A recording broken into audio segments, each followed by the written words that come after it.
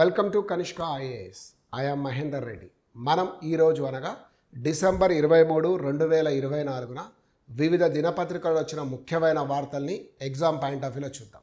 అందులో మొట్టమొదటగా మనం చూడాల్సింది ఏంటంటే, మీకు డిజిటల్ క్రాప్స్ అనేది తెలుసా?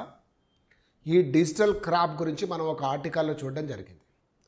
కేంద్ర ప్రభుత్వం 2617 కోట్ల రూపాయలను డిజిటల్ క్రాప్ మిషన్ కోసం, అంటే డిజిటల్ అగ్రికల్చర్ మిషన్ కోసం కేటాయించడం అనేది జరిగింది.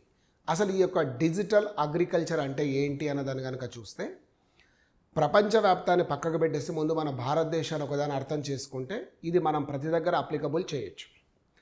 సో భారతదేశంలో ఉన్న భూమి ఎంత, భారతదేశంలో ఉన్న ఈ భూమిలో ఏ ఏ ప్రాంతంలో ఏ పంటలు పండుతాయి, ఏ కాలంలో ఏ పంటలు వేయాలి, ఏ పంటలకు ఏ రకమైన ఎరువులు ఉపయోగించాలి అని ఆన్లైన్ విధానంలో తెలుసుకోవడం కోసం మాత్రమే ఈ యొక్క డిజిటల్ అగ్రికల్చర్ మిషన్ యొక్క ప్రధానమైన లక్ష్యంగా చెప్పుకోవచ్చు.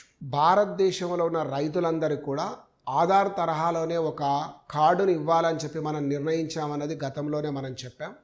2016లోనే తెలంగాణ రాష్ట్ర ప్రభుత్వం మైక్రోసాఫ్ట్తో కలిపి మరియు ఇక్రిసాట్లతో ఒక యాప్ అనేది డెవలప్ చేసింది. దీని ద్వారా తెలంగాణ ప్రాంతంలో ఉన్న శీతోష్ణ స్థితులు కానీ, నేలల స్వభావం కానీ, ఏ రకమైన పంటలు పండించే అవకాశం ఉందన్నది కానీ, చీడపీడల కోసం ఎటువంటి మెథడ్ను మనం చేయాలి అన్న దానికోసం కూడా ఇక్కడ ఉన్నట్లుగా మనం గమనించడం జరిగింది. ఒక స్టెప్. రెండవ దానికి వచ్చే వరకు ప్రధానంగా మనం చూస్తే 2021లో కేంద్ర ప్రభుత్వం కూడా మైక్రోసాఫ్ట్ సంస్థతోటి ఇలాంటి ఒప్పందాన్ని చేసుకొని మహారాష్ట్ర ప్రాంతంలో పరిశీలన చేయడం అనేది జరిగింది. సో ఆ విధంగా మనం చేస్తూ వచ్చినప్పుడు భారతదేశంలో తమిళనాడు, ఉత్తరప్రదేశ్లతో పాటు ఈ యొక్క రైతులను గుర్తింపు అనేది ప్రారంభమైందని చెప్పొచ్చు. ఈ యొక్క డిజిటల్ అగ్రికల్చర్లోకి 19 రాష్ట్రాలు రావడానికి సిద్ధంగా ఉన్నాయన్నది కూడా మనం చూడడం అనేది జరిగింది. సో అదేవిధంగా అస్యూర్ డాటా ఫర్ అగ్రికల్చర్ అనేది కూడా ఒక కార్యక్రమాన్ని మనం చేపడుతున్నాం ఈ యొక్క భాగంలో అన్నదే మనం చూసిందే. సో దీంతో ఈ యొక్క డిజిటల్ అగ్రికల్చర్ సంబంధించిన సమాచారం ఇచ్చాం.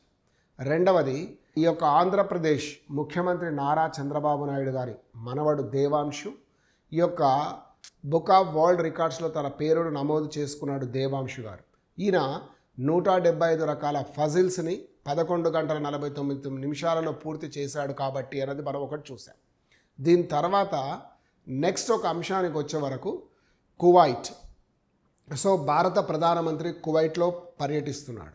నిజానికి ఈ యొక్క ఆసియా, పశ్చిమాసియా దేశాలలో దుబాయ్ కానీ, అబుదాబి కానీ, కువైట్ కానీ, సో కువైట్ దినార్లు చాలా, మనం కనుక ఎక్స్చేంజ్ ఆఫ్ కరెన్సీలో చూసినప్పుడు అమెరికన్ డాలర్ కంటే చాలా వాల్యూగా కనిపిస్తాయి. సో ఆ దేశంలో అనేక మంది భారతీయులు కూడా ఉన్నారనేది మనం చూసాం. అలా ఈ పర్యటనలో భారత ప్రధానమంత్రి అక్కడ పర్యటిస్తున్నప్పుడు ఈ కువైట్కి సంబంధించిన అత్యున్నత పౌర పురస్కారం ఒకటి, the order of the Mubarak the great అనే అవార్డును కువైట్ రాజుగారైన షేక్ మెషాల్ ఆల్ గారు ఈ యొక్క అవార్డుని ఈయనకు ప్రదానం చేయడం జరిగింది. గతంలో ఈ award bill Clinton, George bush, Britain రాజైన చార్లెస్తో సహా అన్నది మనం చూసాం. సో ఇప్పటి వరకు ఇలా విదేశాల నుంచి దాదాపు ఒక 20 అవార్డులు మన నరేంద్ర మోడీ గారికి లభ్యమైనవన్నది చూసాం. మరొకటి, దివ్యాంగులకు సంబంధించిన సమావేశం ఒకటి గత 11 రోజులుగా జరిగింది ఢిల్లీలో.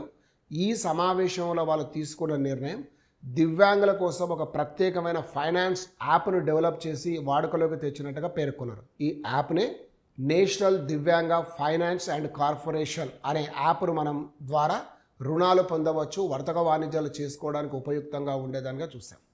ఇక ఆంధ్రప్రదేశ్కు సంబంధించిన ఒక వార్త చూసినప్పుడు, తిరుపతి జిల్లాలో నెక్స్ట్ మంత్ జనవరిలో ఈ యొక్క ఫ్లెమింగో ఫెస్టివల్ అనేది నిర్వహిస్తారు. ఇది థడ, అదేవిధంగా సుళ్ళూరుపేట, దొరవారి సత్రం అనే ప్రాంతంలో ఈ ఫ్లెమింగోస్ వస్తాయి.